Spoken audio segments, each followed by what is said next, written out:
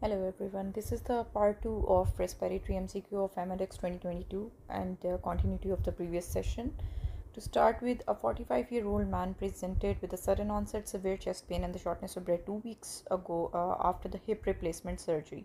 So here is a clue that the patient is bedridden for about 2 weeks due to hip replacement surgery. On 1 year ago, he was diagnosed with a chronic renal disease due to IgA nephropathy. Here is the second point, he has some kidney issues. Which of the following is most appropriate investigation to consider for this patient? So acute problem here is the sudden onset chest pain. So after any trauma or after any surgery, sudden onset chest pain is an important clue towards the pulmonary embolism. Here the investigation's most appropriate investigation for pulmonary embolism is asked. We all know that the diagnosis of pulmonary embolism, the definitive diagnosis is made by the CTPA and the VQ scan. But there are some contraindications here. The topmost investigation is CTPA. But in the case of reproductive aged females of less than 55 years of age, or the pregnant female, or the patient have the chronic renal disease or the renal failure, or any patient who is allergic to hypersensitivity to any contrast agent, CTPA is not the option. So we are only left with the VQ scan here. The most appropriate investigation is going to be the VQ scan. Hip or knee replacement is a strong risk factor for the venous thromboembolism, DVT, and the pulmonary embolism in this patient. Strong risk factor. Any sign suggests prompt investigation. We see VQ scan and CTP are the diagnostic confirmations, and the CTP is preferred over the VQ scan because it's readily available, easy to use, and more convenient to the patients. While VQ scanner is used in the patients who are where the CTP is contraindicated, like females. We have discussed earlier that if the patient has GFR less than 40, then VQ scan is the option. CTP is not the option here. And other investigation, one important point is whenever the making investigation in the MCQ or picking the right option, then the ECG and chest X-ray should be performed in all patients suspected pulmonary embolism to exclude the other mimickers that are diagnostic whatsoever. These are basically the initial investigation. So in MCQ, if your question is about the initial investigation, then definitely you are going for the ECG or chest X-ray depending upon the symptom. If the patient is presenting with a chest pain, ECG is going to be the right option. If the patient is presenting with a dyspnea and cough, chest X-ray is going to be the right option. But these are talking about the initial investigations. If we are asked to about the definitive diagnosis, then CTP and VQ scan is the right option. So these are some tricks to solve the MCQs. Next comes 65-year-old man undergoes left hemicolectomy for the colon cancer. 4 days after the surgery, he suddenly developed dyspnea. On examination, he has a blood pressure of 110/76, mmHg, heart rate of 110, and the respiratory rate of 22. Again, the patient is having some surgery 4 days ago, and he is a 65-year-old male, and he is asking about the diagnostic modality of choice in this patient. Certainly, the patient is of pulmonary embolism because after surgery he is presenting with the dyspnea. Here he is not asking about the initial investigation, so we are not going for the chest X-ray or the ECG. He asking about the definitive diagnosis, and certainly definitive diagnosis is CTPA and VQ scan as discussed earlier. VQ is not an option, so we are going for the pulmonary angiography, which is a gold standard definitive diagnosis for the pulmonary embolism. These are more or less the same things. We are skipping this one. Next comes next MCQ is all about this thing. Okay. 34-year-old man presented to emergency department with the acute onset shortness of breath. So again, the acute onset shortness of breath. Medical history is only remarkable for essential thrombocytosis. On examination, blood pressure is 110/70, pulse is 90, respiratory rate is 22. He seems to be hemodynamically stable at this moment, and the BMI is 24 kg per meter square. Chest radiograph is significant for the prominent right hilum. The provisional diagnosis of pulmonary embolism is made on the CTPA's order and accompanying photograph. Which of the following is most appropriate treatment for this patient? If the patient is having pulmonary embolism, the most appropriate treatment is to use the either unfractioned heparin or the low molecular weight heparin. Both are the good options here and can be used in this condition. But the patient here is important thing about the choosing between the low molecular weight heparin and the unfractioned heparin and the warfarin is that whenever you use the warfarin, you have to use you have to use the bridging therapy. along with the heparin. You don't give warfarin straightforward because it put the patient into the prothrombotic state. So the option here is going to be unfraction or low molecular weight heparin. The photograph shows filling defect in the right branch of the pulmonary artery consistent with the pulmonary embolism. It presents it with the shortness of breath and tachycardia. And the other symptom, pleuritic chest pain, cough, tachycardia, is hemodynamically instability may be present. So the definitive management is going to be low molecular weight heparin, and warfarin should be commenced within 48 hours of heparin administration and continued for at least 3 months. So it's called bridging therapy. You give warfarin along with heparin. You never give warfarin alone.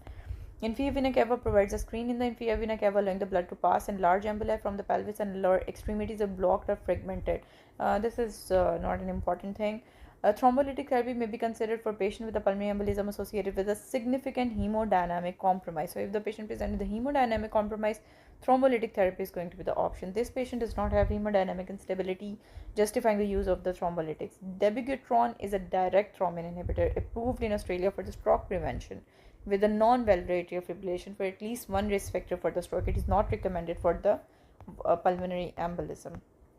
Next MCQ is about: you are called to see a 60-year-old man presenting with a dyspnea and chest pain, and 5 days ago he underwent laparotomy and the gastric surgery. Again, there is an history of some surgery about 5 days ago. On physical examination, temperature is 37.5, heart rate is 90, and blood pressure is 130/95. Chest auscultation revealed no abnormality on the respiratory sounds. There is a good entry into the both lungs, and percussion node is resident in all areas. Chest X-ray ventilation scan are performed, which is a VQ scan. It is performed. Which of the following tests indicate the high probability of pulmonary embolism in the particular zone? Whenever you perform a VQ scan, then the normal chest X-ray is very important, because in the case of any lung pathology, VQ scan is equivocal. Its results are not authentic at all. So normal chest X-ray should be there. These are the two options. We have to choose between the two options. This is also a normal chest X-ray. Consolidation is not an option here to pick. So we are left with the 3 options. Next comes with the whether the ventilation or the perfusion is normal or reduced. So in VQ scan, the important thing is that the ventilation is normal. The defect is due to there is ambulance stuck in the tree or one of the branch of the pulmonary artery. There is a definitively defect of the perfusion. There is blockage to the blood flow, not to the air. So ventilation is going to be perfectly all right, and there is a reduced perforation. So this is the right justification for the VQ scan. Chest radiograph are the first imaging modality, as discussed earlier, in the case of pulmonary embolism to exclude the pulmonary causes of the patient's presentation. Initially, chest X-ray are normal in most patients. However, in later stages, most patients develop chest X-ray abnormality, which can be atelectasis, which can be small pleural effusion, parenchymal opacities, and elevation of the hemidiaphragm. Pulmonary infarction is classical radiographic finding, which is seen as the wedge-shaped pleural infarction, triangular opacity, which is called a Hampton hump, or you can see a Westermarck sign, which is a dilated pulmonary vessels and pulmonary vasculature is decreased. And this is all about VQ scan. In VQ scan, perfusion is decreased and the ventilation is normal. So chest X-ray is basically the prerequisites for the VQ scan.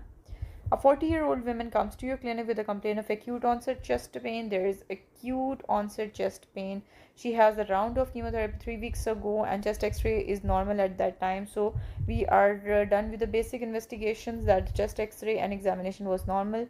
You assess her, found the clinical well score amount. Well score is for your pulmonary embolism. Well score is 4. Above 4 is pulmonary embolism likely, and below 4 is unlikely. So we are left with definitive diagnosis of pulmonary embolism. Which of the following is diagnostic investigation? Again, the diagnostic modality is asked. So we are left with a CTPA or VQ scan. So here, clue for picking up the right option is the female's age. The female is of reproductive age, which is definitely of less than 55 years. We have already discussed in the reproductive age female, CTP is not an option. So we will go for the VQ scan here. This is the well score. Easy mnemonic to remember. The well score is that most homeless people reside here carefree. This is a very easy mnemonic to remember all the points of the well score. Most is for malignancy, homeless is for hemoptysis. These are two have 1 point, and with all the remaining have 1.5 points. This is people for previous history of DVT and pulmonary embolism. Reside is for recent surgery within the 4 weeks or immobilization greater than 3 days. Here is for heart rate greater than 100 beats per minute, which is tachycardia. Carefree is for clinical signs of DVT. An additional point is if the patient is having no alternative diagnosis of DVT can be made. This is a straightforward 3 point. And whenever the patient has 0 to 1 point, there is a low probability of pulmonary embolism. 0 to 6 is intermediate probability of pulmonary embolism, and greater than 7 is high probability. Well scored less than 4 is basically pulmonary embolism unlikely, and greater than 4 is pulmonary embolism likely. So these are two interpretations. Whenever you have low or intermediate probability of pulmonary embolism, you go for the D dimers. And whenever you have a high probability of pulmonary embolism, you go for the definitive diagnosis of the pulmonary embolism in the form of CTPA or VQ scan, depending upon the either scenario. So this is an important mnemonic. Most homeless people resides here carefree. This is a key to solve all the pulmonary embolism MCQs.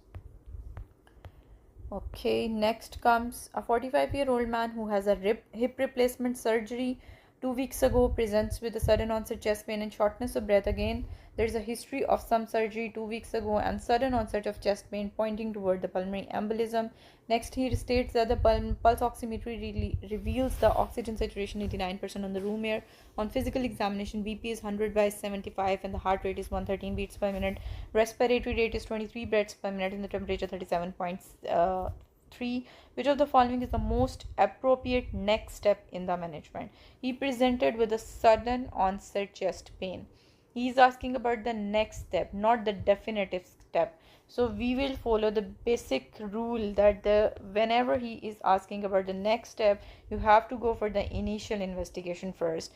Whenever the patient comes with a sudden onset chest pain, you should think about the cardiac problems. To rule out the cardiac problems, ECG is done first. Then to rule out pulmonary problems, chest x-ray is done. Then you go for the definitive diagnosis, which is in the form of CTPA or VQ scan. So this was a tricky question. Next step is due to ECG, the right option. Here, another important thing we have already discussed about the D dimers. D dimers is used to exclude the pulmonary embolism in patient with a low pretest probability. A negative D dimer has a high negative predicted value in exclusion of the pulmonary embolism. If the D dimer test is normal, then it's unlikely the patient is having pulmonary embolism. In post-surgical patients, D dimers are often high, making the test less important. So the negative D dimer test is more important for us as compared to positive D dimer test. Positive D dimer show that you have to go for the initial investigation, or more investigation in the form of VQ scan or the CTP, and negative means your pulmonary embolism is ruled out. So this is an important concept. This is a simplified well score. Again, the same things. Most homeless people reside here carefree. We have discussed it earlier. These are the same thing, but it is a simplified well score. That was well score and it is simplified well score. It has just a difference of points of different points as scoring differences. All the points are given same score of +1. While in the well score, this malignancy and hemoptysis was given 1 point and all the remaining points were given 1.5 score. So this is the difference between the wells and simplified well score. So definitely interpretation is going to be different as well. Interpretation here, more than 2 and less than 2 is the cutoff value. Here, whether in well score it was less than 4 and greater than 4 was the cutoff value. Next come 26-year-old woman presents to emergency department with a dyspnea and sudden onset chest pain with worsens with the respiration. On examination, she has a blood pressure 130/95, pulse rate of 110 beats per minute, respiratory rate of 24 breaths per minute. Her family history is significant for the protein C deficiency in the mother and the older sister. Which of the following is most diagnostic investigation? So again, patient present with the emergency department sudden onset chest pain. So sudden onset chest pain points towards your any cardiac problem or pulmonary embolism, because the patient is having a significant history of protein C deficiency. So he is in the prothrombotic state, and he's asking about the most diagnostic investigation. You will look for the age of the patient and the gender of the patient. She's a female of less than 55 years of age. You are going for the VQ scan, not for the CTPA here. Rest of the things are same. This is the well score we have already discussed. Which of the following is most appropriate initial investigation in patient with a suspected pulmonary embolism? So again, initial investigation, we are pretty much sure about the chest x-ray.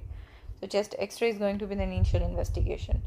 We have already discussed that the initial investigations is asked, your ECG and chest x-ray is going to be the right option depending upon the chest pain or dyspnea or cough.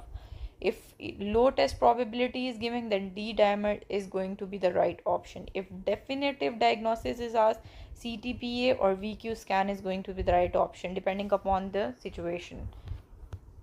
A 28-year-old woman presents to the sudden onset dyspnea and pleuritic chest pain, again pulmonary embolism.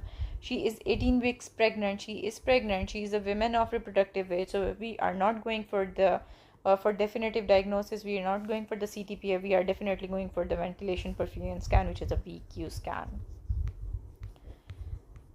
This is more or less same thing, we have just gone through it. Next, 47-year-old man comes with the cough and dyspnea. Over the past few months, there is no history of smoking, occupational lung exposure. Marked finding on the examination are clubbing of the fingers and inspiratory crepitations. Which of the following is most likely diagnosis? Here, clubbing is the clue. This is a change of the topic. We up till now we were doing pulmonary embolism. This is a change of topic. Patient presented with a cough and dyspnea, and there is no history of smoking. So there is no provoking factor of any occupational lung disease or smoking. Marked finding is just the clubbing and inspiratory craps, and he's asking about the definitive diagnosis. So inspiratory crackles are most likely for the pulmonary fibrosis or interstitial lung disease, and clubbing is also a part of interstitial lung disease, so pulmonary fibrosis is going to be a right answer here. The history and physical examination are characteristic of the ILD, which is interstitial lung disease. Interstitial lung disease is a group of heterogeneous lung diseases, physiological, radiological, and pathological presentations. Number of common features include the single disease category, the chronic inflammation and fibrosis of the interstitium and lung parenchyma. It can present with a variety of symptoms like dyspnea or non-productive cough or bibasal inspiratory crackles or pulmonary hypertension, or in the form of clubbing, not always, as especially in the idiopathic pulmonary fibrosis and asbestosis. So clubbing is a main feature of asbestosis, and idiopathic pulmonary fibrosis do not present with a clubbing. Reticular or reticulonodular shadow grass gland appearance can be present on the x-ray, and there is decreased DLC on pulmonary function testing. This is an important thing. Mesothelioma is a very important topic for the exam. This is a favorite exam topic for the MCQs. This is the rare malignancy of pleural and peritoneum, highly associated with the asbestos exposure. You can remember mesothelioma with the different P's, like it is basically pleural effusion, and it presents with a pleural thickening. So these are basically, or pleural calcification. So different P's for the mesothelioma is these three P's. Sarcoidosis is multi-system disease. It presents with the non-caseating granuloma. The difference, most of the time, sarcoidosis presents as TB. The main difference is TB is having caseating granuloma, or sarcoidosis is having non-caseating granuloma. So main difference is this thing. Then other thing, 68-year-old woman with a history of stage 4 chronic kidney disease presents to the emergency department with a sudden onset acute chest pain and shortness of breath. The chest pain is pleuritic in nature. On examination, there is blood pressure 130/90, pulse rate 120 beats per minute, and the respiratory rate of 24 cycles per minute. ECG show no abnormality. Chest x-ray is obtained, that is completely clear. VQ scan is performed showing decreased perfusion in the lower lobe of the left lung. VQ scan decreased perfusion is showing pulmonary embolism. Which of the following is most appropriate next step in the management? So here we had discussed earlier that whenever there is a diagnosis of pulmonary embolism, the most best approach or the most appropriate approach is to go for the low molecular weight heparin or the unfractioned heparin. Both have equal efficacy, but here in MCQ he is giving the clue that he is a patient of CKD. So if CKD patient, the unfractioned heparin is not a good option here. Low molecular weight heparin is not a good option here, so we are going for the unfractioned heparin. Clinical findings suggest pulmonary embolism, VQ scan reliable. If no pre-existing lung pathology, misinterpretation of the result. Unfractionated heparin is the preferred option in patient with a renal disease because low molecular weight heparin has the renal excretion. So this was the only major concept of this MCQ. 27-year-old asthmatic man presents to the emergency department with a sudden onset of right-sided pleuritic chest pain. On examination, he has blood pressure 120/75, pulse rate of 94, respiratory rate of 18. Chest auscultation shows diminished breath and hyperresonance in the right lung. Hyperresonance in the affected lung. He has the right-sided pleuritic chest pain, right-sided hyperresonance, and there is no respiratory distress is noted and diminished breath sound. These are all pointing towards your pneumothorax. So up till now you have made the diagnosis of pneumothorax. Next he shows that the chest x is significant for the 20% right-sided pneumothorax. Whenever there is a pneumothorax, there is the ipsilateral decreased breath sounds as shown in this scenario, that the patient is having right-sided pneumothorax, he is having right-sided decreased breath sounds, and there is ipsilateral hyperresonant uh, lung field. So this is hyperresonant lung field. This is all ipsilateral. Whenever you got the scenario of pneumothorax, the important thing, the first thing to establish is that whether it is traumatic pneumothorax or it is spontaneous pneumothorax. The very first thing this should come into your mind. Here there is no history of the trauma or iatrogenic pneumothorax production, so this is going to be a spontaneous pneumothorax. Next thing to establish is whether it is a primary pneumothorax or it is a secondary pneumothorax. Primary pneumothorax when there is no underlying pathology is present, and secondary pneumothorax is that when there is definitive underlying pathology in the form of COPD or asthma or any other ILD or any other lung disease is present. So up till now we have made the diagnosis of primary spontaneous pneumothorax because he was not known case of any lung pathology. Then for the management of pneumothorax, next thing is that if you find the primary pneumothorax, you have to look for whether it's small pneumothorax or a large pneumothorax. If it is less than 15% of the lung surface area is involved and the patient is asymptomatic, then it's said to be a small pneumothorax. In the case of small pneumothorax, you can go for the observation test. So observe the patient, that is going to be the right option. But if the patient is having large pneumothorax, as in this case he is having 20% pneumothorax in the primary spontaneous pneumothorax, then definitive treatment is needle aspiration in the case of primary spontaneous pneumothorax. But in the case of secondary spontaneous pneumothorax, the treatment is basically your chest tube insertion if the patient is having greater than 15% of pneumothorax is present. So in our scenario, it's primary spontaneous pneumothorax of greater than 15%. So we are going for the needle aspiration in this question. Just a little bit mistake. If we focus on the scenario again, the patient is non-asthmatic. I just missed that patient is non-asthmatic. Asthmatic means he is having secondary pneumothorax. In our case, in this MCQ, it's not the primary pneumothorax, it's basically secondary pneumothorax. That was my mistake, that the patient is having secondary pneumothorax, so we are going to select the chest tube insertion here. So it's very important. It's an eye opener for me, an eye opener for you as well, that whenever you are solving MCQs, starting from the top of the statement to the end of the statement, everything is important here. So I just missed the asthmatic word and I just changed my option. That was catheter thoracotomy. So first we have to establish whether it is traumatic or spontaneous pneumothorax. Traumatic is basically any blunt trauma or iatrogenic central vein catheterization or pleural biopsy. Spontaneous is whenever there is no history of trauma. Then you have to establish that it is primary or secondary pneumothorax. Primary do not have underlying lung pathology. Secondary definitely have the lung pathology.